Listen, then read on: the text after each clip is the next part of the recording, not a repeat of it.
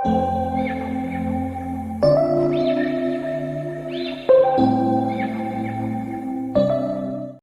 Students, welcome to aptitude वाला maths. Geometric centres हम लोगों ने देखा था पिछले दो वीडियोस में। कुछ क्वेश्चंस भी, एक दो क्वेश्चंस हम लोगों ने छोटे छोटे ज्योमेट्रिक सेंटर्स पे किए थे पिछले वीडियो में। आज हम लोग ज्योमेट्रिक सेंटर्स ऑफ ट्रायंगल से रिलेटेड कुछ और क्वेश्चंस डिस्कस करेंगे, कुछ इंटरेस्टिंग क्वेश्चंस। ठीक है, okay, so let us start. पहला क्वेश्चन एक लिखिए, देखिए आप लोग, एक ट्रायंगल है, लेट से ऐसा दिया हुआ है पी क्यू आर। ठीक है, P Q R is a triangle. P Q are triangle में एक पॉइंट ए दिया हुआ है, ए से यहाँ परपेंडिकुलर ड्रॉ किया है, जिसको यहाँ पे दिया है एम, इस तरह से कहा है, फिगर ये है। ठीक है, फिर कहता है ए इज सरकम सेंटर। ए क्या है? ए सरकम सेंटर है ट्रायंगल का। फिर कहता है Q M is equal to 4 centimetre. ठीक है, and Q R is to P R is equal to 1:2, ऐसा दे रखा है। ठीक है, फिर कहता है if P Q is integer, P Q is integer, find minimum and maximum perimeter, find minimum and maximum perimeter of triangle P Q R. ये question है। ठीक है, क्वेश्चन समझ में आ रहा है? P Q R is a triangle, a circumcentre, A से यहां परपेंडिकुलर डाला गया है एम, क्यू एम दे रखा है कितना 4 सेंटीमीटर, और Q R is to P R दे रखा है 1:2। फिर कहता है पी क्यू अगर इंटीजर है तो इस ट्रायंगल पी क्यू आर का मैक्सिमम और मिनिमम पेरीमीटर बताइए। ठीक है, ये हमारा क्वेश्चन है। ठीक है, ओके, लेट अस स्टार्ट। जैसे सपोज कीजिए, जैसे सरकम सेंटर है ना, यहाँ बहुत इंपॉर्टेंट कॉन्सेप्ट है जो हम लोगों ने देखा था ट्रायंगल में। सरकम सेंटर होता क्या था, याद कीजिए वो नो सरकम सेंटर की क्लास, जहाँ पे हम लोगों ने देखा था ज्योमेट्रिक सेंटर में सरकम सेंटर। सरकम सेंटर क्या होता है? किसी भी ट्रायंगल के तीनों साइड्स के परपेंडिकुलर बाइसेक्टर्स जहां मीट करते हैं, तीनों साइड्स के परपेंडिकुलर बाइसेक्टर जहां मीट करते हैं, वही क्या होता है? सरकम सेंटर। तो ये पॉइंट सरकम सेंटर है। यानी सरकम सेंटर से किसी भी साइड पे जब हम परपेंडिकुलर ड्रॉ करेंगे तो वो साइड को क्या करेगा? बाइसेक्ट करेगा। ठीक है, ये तो सरकम सेंटर है, यानी कि तीनों परपेंडिकुलर बाइसेक्टर यहां मीट किए हैं। मतलब यहां से अगर हम इधर परपेंडिकुलर डालें तो बाइसेक्ट भी करेगा, क्योंकि ये परपेंडिकुलर बाइसेक्टर है। यहां से इधर परपेंडिकुलर डालें तो इसको भी बाइसेक्ट करेगा, बिकॉज ये परपेंडिकुलर बाइसेक्टर है। बिकॉज सरकम सेंटर परपेंडिकुलर बाइसेक्टर का पॉइंट ऑफ इंटरसेक्शन होता है, इसलिए सरकम सेंटर से किसी साइड पे जब हम परपेंडिकुलर डालते हैं तो वो साइड को क्या करता है? बाइसेक्ट करता है। तो ये एक बहुत इंपॉर्टेंट प्रॉपर्टी है, इसको याद रखिएगा कि perpendicular drawn from C, C का मतलब सरकम सेंटर। ठीक है, perpendicular drawn from C to any side, bisects the side. ठीक है, bisects the side. And vice versa, vice versa कहने का क्या मतलब है? वाइसे वर्सा कहने का मतलब यह है कि अगर सरकम सेंटर से किसी साइड को आप बाइसेक्ट करेंगे तो वो साइड पे क्या होगा? परपेंडिकुलर भी होगा। तो परपेंडिकुलर ड्रॉ करेंगे तो बाइसेक्ट करेगा, बाइसेक्टर ड्रॉ करेंगे तो परपेंडिकुलर भी होगा। ये बहुत इंपॉर्टेंट रिलेशन है, इसको याद रखिएगा, उसी पे ये बेस्ड क्वेश्चन है। अब चूंकि ये ए सरकम सेंटर है, यहां से आपने परपेंडिकुलर ड्रॉ किया, तो अगर ये 4 है तो ये भी कितना होगा? 4 होगा, बिकॉज ये बाइसेक्ट भी करेगा। बाइसेक्ट करेगा तो जितना क्यू एम होगा उतना ही एम आर होगा। तो ये दे रखा है तो ये भी 4 है। ठीक है, ये पहला इंपॉर्टेंट, ये इसी से आ रहा है। अब क्यू आर और पी आर का रेशियो 1:2 है, तो अगर ये 8 है तो ये कितना हो जाएगा? 16 हो जाएगा। तो दो साइड तो मिल गए, एक 8 एक 16। तीसरा साइड आपको पता करना है। तो अब काम आसान हो गया ना। जब दो साइड मालूम रहता है तो तीसरा साइड निकालना ज्यादा मुश्किल थोड़ी रहता है। 8 और 16 क्या बताए थे? इसका जो मिनिमम होगा वो कितना होगा? 16 माइनस 8 कितना आएगा? 8। 8 से ज्यादा होगा, यानी मिनिमम कितना होगा? 9 होगा। और कहां तक जाएगा? 16 8 24, तो 24 से कम होगा तो कहां तक जाएगा? 23 तक। जब दो साइड दिया रहता है तो तीसरा साइड इन दोनों के डिफरेंस से ज्यादा होता है, तो दोनों का डिफरेंस 8 से ज्यादा यानी 9 से लेंगे। और दोनों के सम से कम होता है तो 16 8 24, 24 से कम यानी कहां तक जाएगा? 23 तक जाएगा। तो मिनिमम पेरीमीटर भी आ जाएगा और मैक्सिमम पेरीमीटर भी आ जाएगा। ये तो पूछा था मिनिमम एंड मैक्सिमम पेरीमीटर। तो हम कह सकते हैं कि मिनिमम जो पेरीमीटर होगा वो होगा 8 प्लस 16 प्लस 9, तो 16 8 25 8 कितना 33 सेंटीमीटर। और मैक्सिमम पेरीमीटर पूछेगा तो कितना हो जाएगा 8 प्लस 16 प्लस 23, तो 24 और 23 कितना हो जाएगा 47 सेंटीमीटर। ठीक है, तो हमारे दो ये सिंपल सा क्वेश्चन था। बस हमें बस एक इंपॉर्टेंट यहाँ पे चीज हमें जो हमें नो कंडीशन पता चली वो क्या है कि सरकम सेंटर से किसी भी साइड पे जब हम परपेंडिकुलर डालते हैं तो उस साइड को बाइसेक्ट भी करता है, और सरकम सेंटर से किसी साइड को बाइसेक्ट करता हुआ लाइन ड्रॉ करें तो वो उस साइड पे परपेंडिकुलर भी होता है। ये एक बहुत इंपॉर्टेंट कंक्लूजन है, इसको ध्यान रखिएगा, उसी पे बेस्ड ये क्वेश्चन था। और साइड इनइक्वालिटी का तो हम लोगों ने पहले ही देखा था, उसको थोड़ा सा यहाँ पे लग रहा था। ठीक है, ओके। इसी तरीके से एक और क्वेश्चन हम लोग यहीं पे देख लेते हैं। जैसे मान लीजिए फिगर ऐसा दे रखा है कि एक ट्रायंगल है पी क्यू आर। ठीक है, P Q R is a triangle, C उसका सरकम सेंटर है, सी इज सरकम सेंटर, सी से पी को मिलाया हुआ है। फिर कहता है angle C P R is equal to 40 degree, find angle P Q R. ये क्वेश्चन है। ठीक है, बहुत छोटा सा क्वेश्चन है।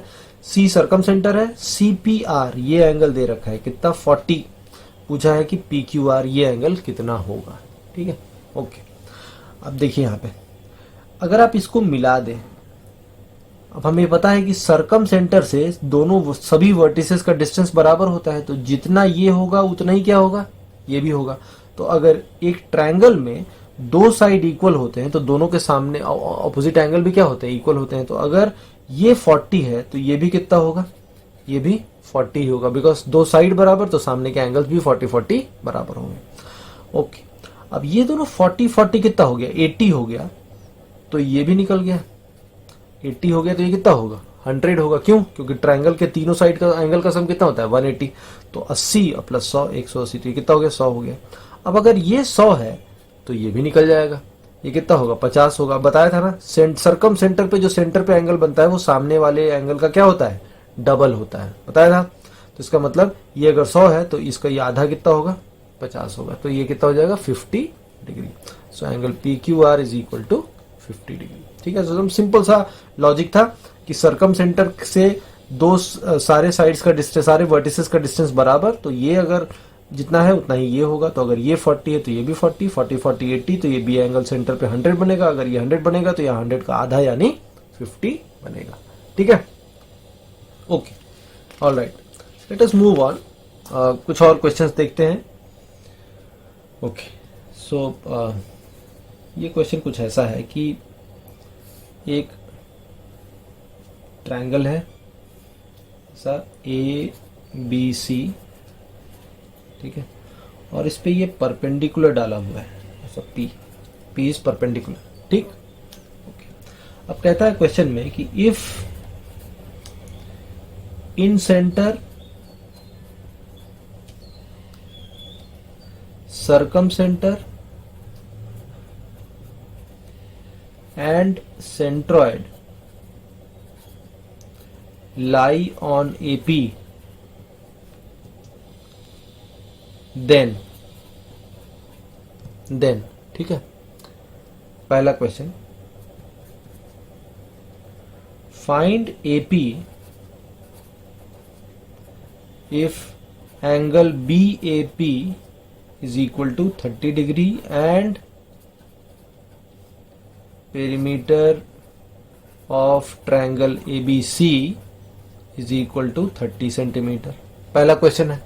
ठीक है, इसी तरीके से पहले एक एक करके सारे क्वेश्चन करते हैं। पहले ये क्वेश्चन, इसी में एसोसिएटेड कई सारे क्वेश्चन हैं, तो पहले इसी को देखते हैं। कहता है कि एक ट्रायंगल है जिसमें ए से परपेंडिकुलर डाला गया है पी पे, नो ऐसे बीसी पे, और एपी परपेंडिकुलर है, और इसी परपेंडिकुलर पे इन सेंटर भी है, सरकम सेंटर भी है और सेंट्रॉइड भी है। ठीक है, और ये परपेंडिकुलर है, यानी कि इधर से परपेंडिकुलर ड्रॉ करें तो इसी पॉइंट पे कहीं, इसी लाइन पे कहीं एक पॉइंट पे मिलेगा तीनों परपेंडिकुलर, तो वहां ऑर्थो सेंटर भी होगा। यानी कि तीन तो सेंटर पहले से ही इस लाइन पे थे, ऑर्थो सेंटर भी इसी लाइन पे होगा, यानी चारों ज्योमेट्रिक सेंटर क्या होगा, एक लाइन पे होगा। तो चारों ज्योमेट्रिक सेंटर कोलिनियर कब होता है, जब ट्रायंगल क्या होता है, आइसोसेलेस ट्रायंगल होता है। तो हमको ये समझ में आ गया कि ये दोनों क्या है, इक्वल है। तभी ऐसा होगा। अगर चारों ज्योमेट्रिक सेंटर एक लाइन पे हैं तो इसका मतलब ट्रायंगल क्या है, आइसोसेलेस ट्रायंगल है। और ये जो साइड है, ये जो लाइन एपी है, ये एपी क्या है, angle bisector of angle A है, ये इस पे परपेंडिकुलर भी होगा, ये इसको बाइसेक्ट भी करेगा, ये भी समझ में आ रहा है। ठीक है, ओके। अब एक और चीज समझिए कि समझ में आ गया ना ये कैसे हो रहा है। तीन ज्योमेट्रिक सेंटर पहले से ही दे रखा है कि इस लाइन पे है, और चूंकि ये एल्टीट्यूड है तो एल्टीट्यूड इधर से ड्रॉ करें तो इसी लाइन पे कहीं तीनों एल्टीट्यूड मिलेगा, तो इसका मतलब एल्टीट्यूड ऑर्थो सेंटर भी इसी लाइन पे होगा। तो चारों ज्योमेट्रिक सेंटर एक लाइन पे होंगे। चारों ज्योमेट्रिक सेंटर एक लाइन पे तभी होते हैं जब ट्रायंगल क्या होता है, आइसोसेलेस होता है। और वो लाइन जिसपे चारों ज्योमेट्रिक सेंटर होते हैं वो लाइन क्या होता है, वर्टिकल एंगल का एंगल बाइसेक्टर। तो ये वर्टिकल एंगल है, मतलब ये दोनों साइड क्या होगा, इक्वल होगा। इतनी बात समझ में आ रही होगी। अब देखिए ये कहता है एंगल बीएपी, बीएपी मतलब ये एंगल, ये कितना है 30 डिग्री, ये एंगल 30 डिग्री दे रखा है, और ये एंगल बाइसेक्टर है, इसका मतलब ये एंगल भी कितना होगा, 30 डिग्री होगा। तो ये टोटल कितना हो गया, 60 डिग्री। अब अगर ये 60 है और ये दोनों साइड इक्वल, तो सामने सामने के एंगल भी इक्वल होंगे, तो ये भी 60 और ये भी कितना हो जाएगा, 60 डिग्री। दोनों 60 होगा तभी तो होगा ना, दोनों कितना हो जाएगा, 60 डिग्री। इसका मतलब 60 60 60, ये ट्रायंगल क्या बन गया, इक्विलैटरल ट्रायंगल बन गया। तो इक्विलैटरल ट्रायंगल का पेरीमीटर अगर 30 है, इसका मतलब दोनों साइड, तीनों साइड कितना होगा, 10 10 होगा। और ये बाइसेक्ट हुआ है, इसका मतलब कितना होगा, 5 और 5। तो एक साइड 10 है, एक साइड 5 है, तो इस राइट एंगल ट्रायंगल में तीसरा साइड एपी तो आप आसानी से निकाल लेंगे। एपी कितना होगा, √10 स्क्वायर माइनस 5 स्क्वायर, 75 यानी कितना, 5√3। तो एपी कितना आ जाएगा, 5√3 सेंटीमीटर। तो बस लॉजिकल क्वेश्चन था, बस एक पाइथागोरस थ्योरम लगना था, बट पूरा लॉजिक था। चारों ज्योमेट्रिक सेंटर एक ही पॉइंट पे, मतलब ट्रायंगल आइसोसेलेस, ये दोनों साइड इक्वल, ये दोनों साइड इक्वल, ये एंगल 30 है तो ये भी 30 होगा, 60 हो गया। और दो साइड इक्वल तो सामने का एंगल भी इक्वल, तो 60 निकल गया, तो 120 बचा, 120 में से 60 60, तीनों 60 मतलब इक्विलैटरल, इक्विलैटरल है तो काम आसान हो गया। पेरीमीटर 30 है, मतलब 10 10 10, 10 में 5 5 बट गया, तो 10 और 5, तो ये वाला पाइथागोरस थ्योरम से एपी आ जाएगा 5√3 सेंटीमीटर। ठीक है, ओके। इसी में सेकंड पार्ट लेते हैं, क्वेश्चन का सेकंड पार्ट। सेकंड पार्ट में कह रहा है if angle B A P is equal to 25 degree, find angle A C B. Again very simple question, इसको मैं भी यहाँ पे एक डायग्राम फिर से बना देता हूँ। इसको, ये हमारा ट्रायंगल है ऐसा, ए बी सी, ठीक है, बी ए पी। अब यहाँ से हमने एक परपेंडिकुलर ड्रॉ किया था, ये पी था। अभी कहता है B A P, this angle कितना दे रखा है, 25 डिग्री।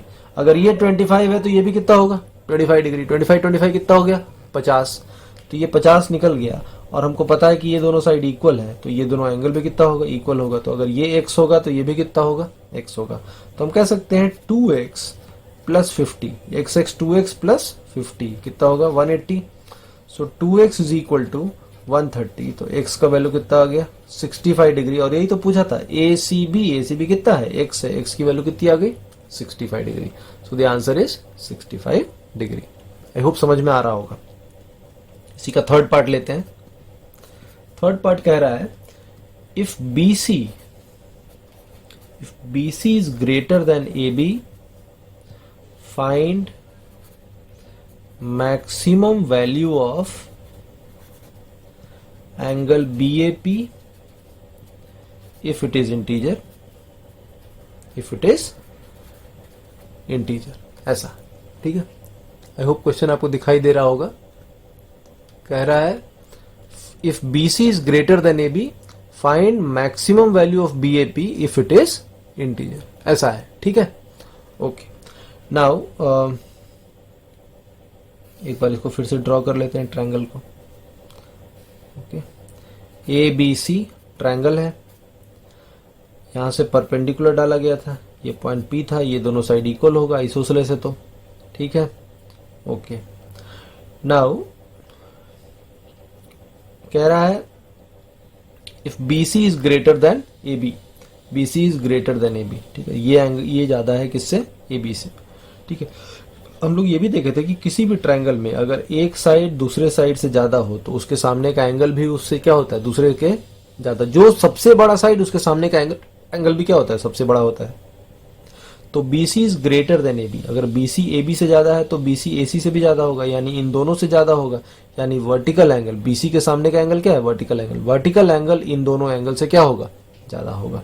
तो अगर हम इसको माने थीटा, इसको माने थीटा, तो वर्टिकल एंगल कितना हो जाएगा? 180 माइनस 2 थीटा। ये बात तो समझ में आ रही है ना? क्यों? क्योंकि दो साइड इक्वल, तो सामने का एंगल थीटा थीटा इक्वल, तो ये दोनों थीटा, तो ये तीसरा एंगल कितना होगा? 180 minus 2 theta. Now because BC is greater than AB, BC is greater than AB, तो इसके सामने का angle 180 minus 2 theta will be greater than AB के सामने का एंगल कितना? Theta. So 180 is greater than 3 theta, so हम कह सकते हैं 60 is greater than theta. So theta is less than 60। इसको ऐसे भी पढ़ सकते हैं, थीटा इज लेस देन 60। 60 से कम होगा क्या?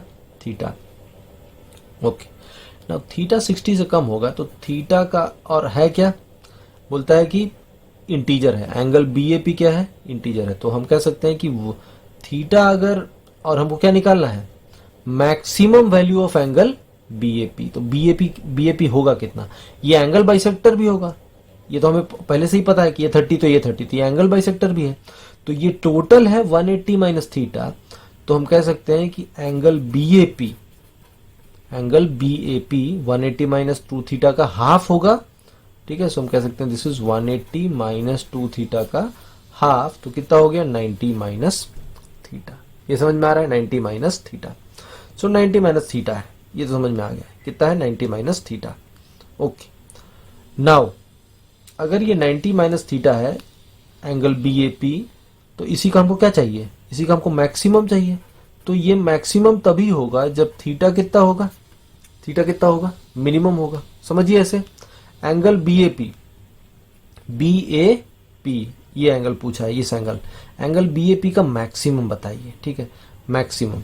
तो ये मैक्सिमम तभी होगा, ये मैक्सिमम तभी होगा जब थीटा क्या होगा? क्योंकि ये 90 माइनस थीटा है, तो थीटा जब मिनिमम होगा तो ये मैक्सिमम होगा, 90 में से कम ही होगा तो थीटा का मिनिमम कितना होगा? थीटा 60 से कम है, तो 60 से कम है तो इंटीजर रखना ही रखना है।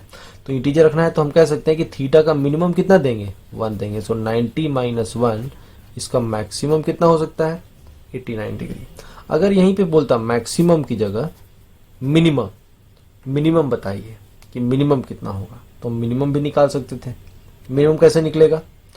एंगल BAP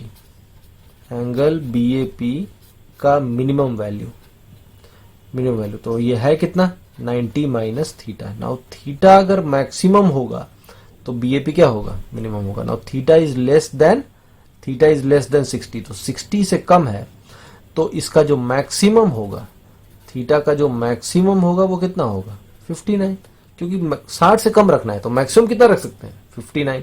तो 59 अगर हम यहां डाल दें तो 90 माइनस 59, तो ये कितना हो जाएगा?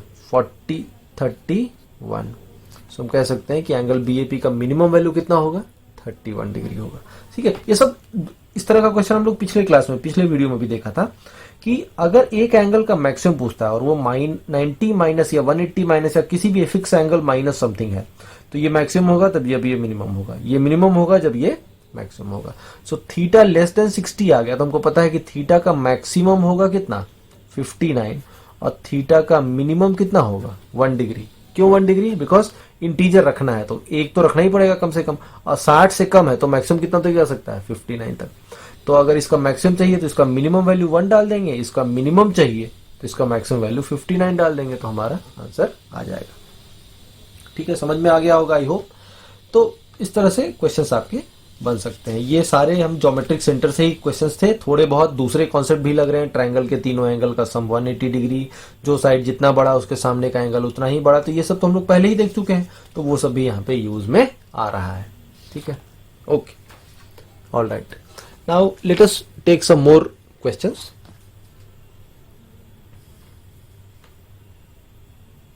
ओके, सो एक क्वेश्चन और लेते हैं। कह रहा है, ऐसा फिगर में पहले ड्रॉ कर दूं। Figure is something like this. ऐसा एक ट्रायंगल है, ठीक है। Let's say this triangle is ABC, ठीक है। यहां से एक ऐसा लाइन ड्रॉ किया है AD, देन इस तरह से एक लाइन ड्रॉ किया है E, एंड देन यहां से एक लाइन ड्रॉ किया है एफ। ठीक है, क्वेश्चन में कह रहा है B D is to B C is equal to A E is to A C is equal to D F is to D E is equal to 1:2। ठीक है, फिर कहता है area of triangle D F C is equal to 20 centimetre square, find area of triangle A B C का area हमें निकालना है, ऐसा क्वेश्चन है। ठीक है, ओके। नाउ इसमें भी आप देखिए, चूंकि ये अगर कहता है B D is to B C कितना है 1:2, तो अगर ये 1 पार्ट है तो टोटल कितना है 2 पार्ट। अगर इसका मतलब अगर ये x होगा तो ये भी कितना होगा x होगा। इसका मतलब d क्या है, मिड पॉइंट है। ठीक है, सिमिलरली ए इज टू ई सी, ये भी ए इज टू ए सी, ये भी कितना है 1:2। तो अगर ये 1 पार्ट है तो टोटल 2 पार्ट है, तो ये भी 1 पार्ट होगा। इसका मतलब अगर ये y है तो ये भी y, यानी e भी क्या है, mid point. And similarly f भी क्या है, मिड पॉइंट है। बात समझ में आ रही है। हम लोगों ने एक प्रॉपर्टी देखा था। प्रॉपर्टी क्या था कि किसी भी ट्रायंगल में एक मीडियन ट्रायंगल को 2 इक्वल एरिया में डिवाइड करता है। तो अगर ये मीडियन है तो अगर इसका एरिया a है तो इसका भी एरिया क्या होगा, a होगा, बताया था। अब देखिए यहाँ पे इस ट्रायंगल CDE में चेक कीजिए, CDE में ये मीडियन हो गया ना, CF इज मीडियन बिकॉज ये मिड पॉइंट है। तो अगर इसका एरिया a है तो इसका भी एरिया कितना होगा, a ही होगा, दोनों a हो गया। अब ये टोटल है 2a, तो इसका भी एरिया कितना होगा, 2a ही होगा ना। क्यों, क्योंकि ये मीडियन है ना। देखिए ट्रायंगल ADC में D से हमने मीडियन ड्रॉ किया ना, A ही मीडियन हो गया बिकॉज E मिड पॉइंट है। तो इसका मतलब जो एरिया इधर होगा वही एरिया इधर होगा। तो इधर अगर 2a है तो इधर भी कितना होगा, 2a। अब बड़े वाले ट्रायंगल में देखिए AD इज मीडियन क्योंकि D मिड पॉइंट है, तो ये टोटल एरिया कितना हो गया, 2a plus a plus a 4a। तो इसका मतलब इधर भी एरिया कितना होगा, 4a। यानी हम कह सकते हैं कि ट्रायंगल ABC का जो टोटल एरिया होगा दैट विल बी 8a। तो 8 इंटू 20 कितना आ जाएगा, 160 सेंटीमीटर स्क्वायर। ठीक है, so this was directly based on the median property. Median में हम लोगों ने क्या देखा था कि कोई भी ट्रायंगल में एक मीडियन ट्रायंगल को 2 इक्वल एरिया में डिवाइड करता है। तो जितना ये इधर जितना आधा इधर उतना ही इधर आधा, सॉरी यहाँ से मीडियन तो जितना ये उतना ही ये, फिर यहाँ से मीडियन तो जितना ये उतना ही। तो अगर ये a है तो ये भी a है, 2a है तो ये भी 2a है, टोटल 4a हो गया तो इधर भी 4a हो गया। तो 4a प्लस 4a टोटल हो गया 8a। a मालूम है कितना, 20। तो 8 इंटू 20 कितना हो गया, 160 सेंटीमीटर स्क्वायर। ठीक है, ओके। इसी तरह से क्वेश्चंस का तो कोई लिमिट नहीं है। एक और क्वेश्चन आप लिखिए, जैसे कहता है suppose G is centroid of triangle ABC। ठीक है, फिर कहता है G1 is centroid of triangle ABG। फिर कहता है G2 is centroid of triangle ABG1 and so on. इसी तरीके से चल रहा है। ठीक है, फिर कहता है if area of triangle ABG10 is equal to 10 centimetre square, find area of triangle ABC। ये क्वेश्चन है। ठीक है, अब इसको पहले डायग्राम बनाते हैं, समझते हैं क्या कहना चाह रहा है। तो एक ट्रायंगल है ABC। ठीक है, इसका सेंट्रॉइड है G। सेंट्रॉइड क्या है, G है, तो ऐसा। ठीक है, ये G है। अब कहता है ABG का सेंट्रॉइड है G1, तो यहाँ पे क्या आ जाएगा, G1। तो G1 सेंट्रॉइड है किसका, ABG का। अब ABG1 का सेंट्रॉइड क्या आएगा, G2। तो इस तरह से कई सारे बनते जा रहे हैं ट्रायंगल्स छोटे छोटे, और लास्ट में जाके क्या बोल रहा है, ABG10 का एरिया कितना है, 10 सेंटीमीटर स्क्वायर। ठीक है, ओके। अब देखिए यहाँ पे मान लेते हैं कि ट्रायंगल ABC का एरिया है, ट्रायंगल ABC का एरिया है A सपोज। ठीक है, और हमें यह भी पता है कि किसी ट्रायंगल में जब हम 3 मीडियन ड्रॉ करते हैं, 3 मीडियन ड्रॉ करते हैं, तो जो सेंट्रॉइड होता है, सेंट्रॉइड से अगर तीनों वर्टिसेस को मिलाएं तो ये तीनों एरिया ट्रायंगल का 1/3 हो जाता है। तो अगर ये A है टोटल एरिया, तो ये 1/3, ये 1/3, ये भी कितना हो जाएगा, 1/3। तो ये तीनों एरिया कितना हो जाएगा, a/3 हो जाएगा। तो हमें पता है कि ट्रायंगल, इसका अगर एरिया a है तो हम कह सकते हैं ट्रायंगल ABG का एरिया कितना हो जाएगा, a/3। तो हम कह सकते हैं ट्रायंगल ABG1, अब इस छोटे वाले ट्रायंगल के अंदर फिर सेंट्रोइड बनाए तो वहां से अगर मिला दें तो ABG1 का एरिया इसका भी 1/3 यानी कितना होगा, AB/3²। तो ट्रायंगल ABG2 का एरिया हो जाएगा a/3³ इसका 1/3 यानी कितना, a/3³। तो ऐसे करके हम लोग एक सीरीज बना देंगे। G था तो 3, 1 है तो स्क्वायर आया, 2 है तो क्यूब आया। तो हम कह सकते हैं कि ट्रायंगल ABG10 होगा तो ये कितना आएगा, a/3 कितना, 11। जितना होता है 2 है तो 3 आया, 1 है तो 2 आया, तो 10 होगा तो कितना होगा, 11 होगा। सो a/3 यही है ABG10 और इसका एरिया मालूम है, कितना दे रखा है एरिया इसका, 10 सेंटीमीटर स्क्वायर। तो अगर ये 10 है तो हम कह सकते हैं कि a कितना हो जाएगा, 3/11 इंटू कितना, 10 सेंटीमीटर स्क्वायर। तो यही हमारा ट्रायंगल ABC का एरिया निकालना था a, तो ये कितना हो गया, 3/11 इंटू 10। ठीक है, so this was based on a series question. But यहाँ पे भी जो प्रॉपर्टी लग रहा था वो क्या था कि किसी भी ट्रायंगल में सेंट्रॉइड से अगर हम तीनों वर्टिसेस को मिलाएं तो जो 3 ट्रायंगल्स बनेंगे उन तीनों ट्रायंगल का एरिया क्या होगा, इक्वल होगा। ठीक है, ओके। अब ऐसे ही कुछ और क्वेश्चंस हम लोग नो डिस्कस कर सकते हैं। जैसे मान लीजिए एक और क्वेश्चन लेते हैं, कहता है इन अ ट्रायंगल हैविंग साइड्स, ठीक है, 48 सेंटीमीटर, 140 सेंटीमीटर एंड 148 सेंटीमीटर। ठीक है, फाइंड, पहला कह रहा है सरकम रेडियस, दूसरा कह रहा है length of median on largest and smallest side, और तीसरा कह रहा है distance between orthocentre and circumcentre. Orthocentre और सर्कम सेंटर के बीच का डिस्टेंस बताइए। ठीक है, हमने आपको क्या बताया था, जब भी ट्रायंगल के तीनों साइड दिए रहे तो सबसे पहले आप क्या करेंगे, सबसे पहले आप देखेंगे, पता करेंगे कि ये ट्रायंगल कैसा है, ये एक्यूट एंगल ट्रायंगल है या ऑब्ट्यूस एंगल ट्रायंगल है या राइट एंगल ट्रायंगल है। और इसको पता करने के लिए सबसे पहले इनमें जो कॉमन होगा वो कॉमन बाहर निकाल लीजिए। तो 4 अगर हम कॉमन बाहर निकालें तो ये बचेगा 12, ये कितना हो जाएगा 35, और ये कितना हो जाएगा 37। ठीक है, हमने आपको पाइथागोरियन ट्रिपलेट निकालने का एक रूल भी बताया था। अगर एक साइड 12 है तो बाकी दोनों पाइथागोरियन ट्रिपलेट आप निकाल सकते हैं। इवन है तो इवन में क्या करेंगे, इसको पहले 2 से डिवाइड करेंगे। 2 से डिवाइड करेंगे तो कितना हो जाएगा 6, 6 का स्क्वायर लेंगे तो कितना होगा 36। तो 36 के आगे पीछे क्या क्या बचेगा, 35 और 37। तो 35 और 37 ही तो है यहाँ पे, तो इसका मतलब है कि ये कैसा है, पाइथागोरियन ट्रिपलेट है। 12, 35, 37 इज पाइथागोरियन ट्रिपलेट, तो उसका कोई मल्टीपल भी क्या होगा, पाइथागोरियन ट्रिपलेट ही होगा। तो I know this is a right angled triangle. तो हमें इतना पता चल गया कि ये कैसा ट्रायंगल है, राइट एंगल ट्रायंगल है। अब हमारा काम आसान हो जाएगा। राइट एंगल ट्रायंगल में हमें पता है, से मान लेते हैं PQR एक ट्रायंगल ले लेते हैं, राइट एंगल ट्रायंगल। तो अब देखिए, हमने आपको एक और चीज बताया था कि ऑर्थो सर्कम सेंटर क्या होता है, एक ऐसा सर्कल जो तीनों वर्टिसेस से पास करे, उस सर्कल का सेंटर ही क्या कहलाएगा, सर्कम सेंटर। और सर्कम सेंटर होता कहाँ था, हाइपोटेन्यूज का मिड पॉइंट। याद कीजिए पिछला क्लास, हाइपोटेन्यूज का मिड पॉइंट, तो ये सेंटर है। ओके, अब ऐसे समझिए, और सेंटर कहाँ होता था, mid point.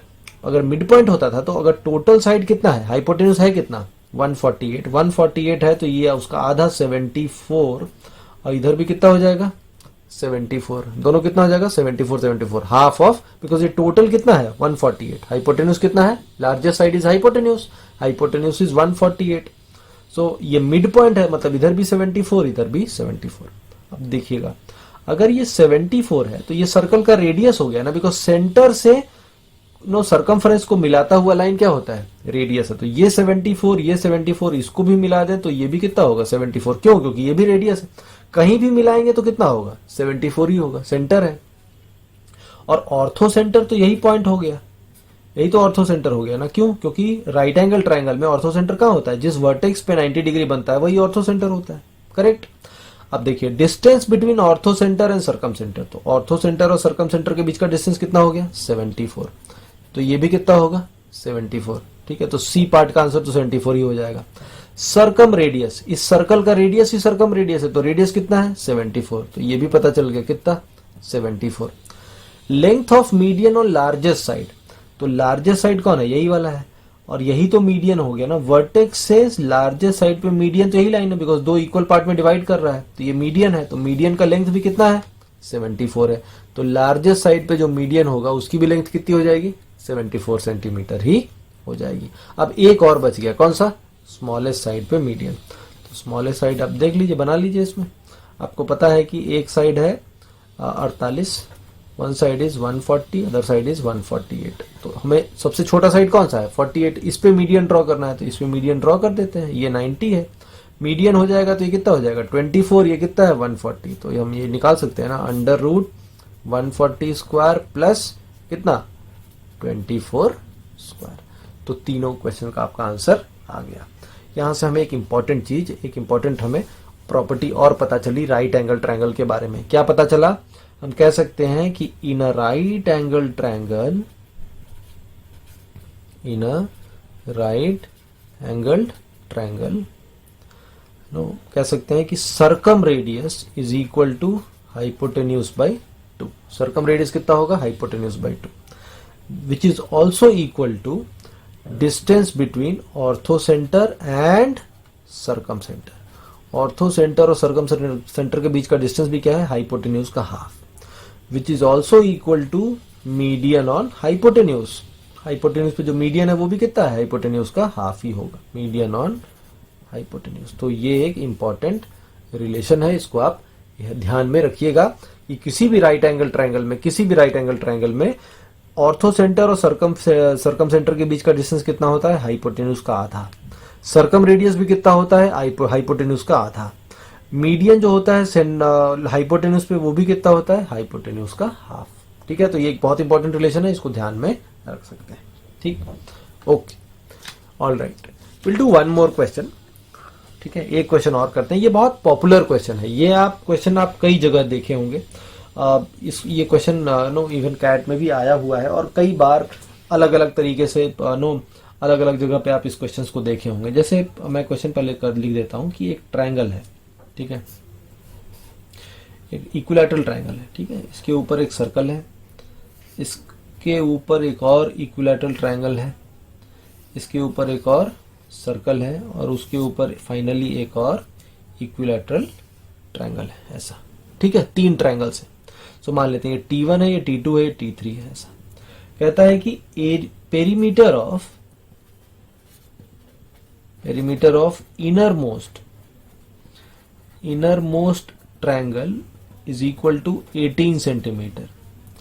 Find perimeter of outermost triangle. Innermost triangle का पेरीमीटर है 18 सेंटीमीटर, आउटर मोस्ट ट्रायंगल का पेरीमीटर आपसे पूछा जा रहा है। ठीक है, ये क्वेश्चन है। ओके, अब देखिए इसमें क्या कर सकते हैं। मान लेते हैं कि ये, अब देखिए यहां पे ये जो ट्रायंगल है T1, ये जो सर्कल उसके ऊपर से ड्रॉ किया हुआ है, इसको हम नंबर नाम दे देते हैं। ये सर्कल है C1 और ये वाला सर्कल को नाम दे देते हैं C2। ठीक है, तो C1 का जो रेडियस है हम ये कह देते हैं radius of C1 is equal to R1 and radius of C2 is equal to let say R2, ऐसा अज्यूम कर लेते हैं। और इसकी साइड को मान लेते हैं A और इसकी साइड को मान लेते हैं B। और सबसे छोटे वाले ट्रायंगल का तो साइड मालूम है, क्योंकि पेरीमीटर 18 है तो साइड कितना होगा 6 होगा, ये तो मालूम है, करेक्ट। ओके, अब देखिए यहां पे ये जो C1 है, C1 हम कह सकते हैं C1 is circum circle of inner triangle, है कि नहीं। This is circum circle of inner triangle. Inner triangle का क्या है सर्कम सर्कल है कि नहीं। देखिए किसी भी सर्कल के बाहर से ऐसे ऊपर से वर्टिसेस से पास करता हुआ सर्कल है ये, इस ट्रायंगल का सबसे छोटे वाले ट्रायंगल का अंदर वाले ट्रायंगल के ऊपर तीनों वर्टिसेस से पास करता हुआ है, तो ये क्या है सर्कम सर्कल है। अगर ये सर्कम सर्कल है तो सर्कम सर्कल इक्विलैटरल ट्रायंगल में होता कितना है तो हम कह सकते हैं यहां से कि इसका रेडियस R1 जो होगा वो सरकम रेडियस होगा किसका, सबसे छोटे वाले ट्रायंगल का, और सरकम रेडियस होता कितना है, a बाई √3। तो ये तो 6 है, तो 6 बाई कितना, √3। तो ये आ गया 3 इंटू 2 अपॉन √3, तो ये आ जाएगा कितना, 2√3। तो हमको R1 पता चल गया कितना, 2√3। वंडरफुल। अब इसकी ये जो C1 है, दिस C1, ये C1 अगर आप ध्यान से देखें तो ये दूसरा जो ट्रायंगल है, ये जो दूसरा ट्रायंगल है मिडिल ट्रायंगल, उस ट्रायंगल का इन सर्कल ही तो है ना, क्योंकि देखिए इस जो बीच वाला ट्रायंगल है उसके अंदर में तीनों साइड को टच करके ड्रॉ किया गया है। तो हम कह सकते हैं this C1 is also incircle of no middle triangle. Middle triangle बीच वाले ट्रायंगल का क्या है, इन सर्कल है। और इक्विलैटरल ट्रायंगल का इन सर्कल अगर है तो इसका इन रेडियस जो होगा हम कह सकते हैं कि R1 is also equal to, इसका जो रेडियस है वो क्या होगा, इन सर्कल होगा, इन रेडियस होगा किसका, बीच वाले ट्रायंगल का। तो R1 को हम कह सकते हैं, इसका साइड A है तो इन रेडियस होता कितना है, a बाई 2√3। तो R1 कितना हो जाएगा, a बाई 2√3, और R1 तो मालूम है कितना है, 2√3 है। तो यहां से a आ गया 4 इंटू 3 कितना, 12 सेंटीमीटर। a आ गया कितना, 12 सेंटीमीटर। अब इसी तरह से बढ़ते जाइए, हम यहीं से कह सकते हैं कि R2, इतना लिखने की जरूरत नहीं है, आपको समझ में आ गया। अब C2 क्या है, C2 बीच वाले ट्रायंगल का सरकम सर्कल है। क्या है, सरकम सर्कल। देखिए तीनों वर्टिसेस से पास करता हुआ सर्कल है, सरकम सर्कल है। तो सरकम रेडियस, इसका रेडियस R2 माने हम लोग, तो सरकम रेडियस कितना होता है, a बाई √3। तो a कितना आया, 12, साइड है 12, तो 12 बाई √3 यानी कितना हो जाएगा, 4√3। R2 आ गया कितना, 4√3। अब यहां से B आ जाएगा। ये जो सर्कल था C2, ये बाहर वाले ट्रायंगल का क्या है, इन सर्कल है। क्यों, क्योंकि तीनों साइड को अंदर में टच कर रहा है, इन सर्कल है। तो अगर ये B है तो इसका जो रेडियस होगा, C2 का जो रेडियस होगा वो क्या होगा, B बाई 2√3। तो हम यहां से कह सकते हैं कि B by 2√3 is equal to, इसका रेडियस कितना है, 4√3। तो यहां से B आ जाएगा 8 इंटू 3 कितना, 24 सेंटीमीटर। तो हमारा आंसर कितना हो जाएगा, 24 सेंटीमीटर। ये तो निकाला था आउटर मोस्ट ट्रायंगल का पेरीमीटर बताइए। तो 24 अगर हम आया है तो 24 इंटू 3 कितना हो जाएगा, 72 सेंटीमीटर। पेरीमीटर कितना होगा, इंटू 3, 24 प्लस 24 प्लस 24, तो कितना हो जाएगा, 72 सेंटीमीटर इज द पेरीमीटर। ठीक है। अब यहां से एक चीज आप देखिए, एक नोटिस कीजिए एक आप पैटर्न। अगर ये 6 था तो बाहर वाला ट्रायंगल कितना था, 12 था। उसके बाहर वाले ट्रायंगल का साइड कितना था, 24 था। डबल हो रहा है, देखिए 6, 12, 24। फिर इसके ऊपर एक सर्कल, फिर एक ट्रायंगल डालेंगे तो 48 हो जाएगा। तो ऐसे करके आप देखेंगे, जब भी इक्विलैटरल ट्रायंगल के ऊपर एक सर्कल, फिर ऊपर एक ट्रायंगल, फिर ऊपर एक सर्कल, तो ट्रायंगल जैसे जैसे बाहर जाता जाएगा उसका साइड क्या होगा, अंदर वाले का डबल होता जाएगा। तो 6, 12, 24, 48 तरह चलता रहेगा। सिमिलरली रेडियस भी देखिए, एक रेडियस आया 2√3, एक रेडियस आया 4√3। तो अगर इसका रेडियस दिया हुआ है जो भी, तो इसका रेडियस उसका डबल होगा। उसके ऊपर डालेंगे तो इसके अंदर वाले का भी क्या होगा, डबल होगा। तो इस तरीके से आप कर सकते हैं क्वेश्चंस को सॉल्व। आई होप आपको सारे क्वेश्चंस समझ में आ गए होंगे। आज हम लोगों ने ज्योमेट्रिक सेंटर से रिलेटेड कुछ इंपॉर्टेंट क्वेश्चंस सॉल्व किए हैं, कुछ इंपॉर्टेंट क्वेश्चंस डिस्कस किए हैं। अगले क्लास में हम लोग अलग कॉन्सेप्ट देखेंगे, कुछ नया इंपॉर्टेंट कॉन्सेप्ट देखेंगे, और वो है सिमिलर ट्रायंगल, जो कि एक बहुत इंपॉर्टेंट कॉन्सेप्ट होने वाला है। ठीक है। Thank you all of you.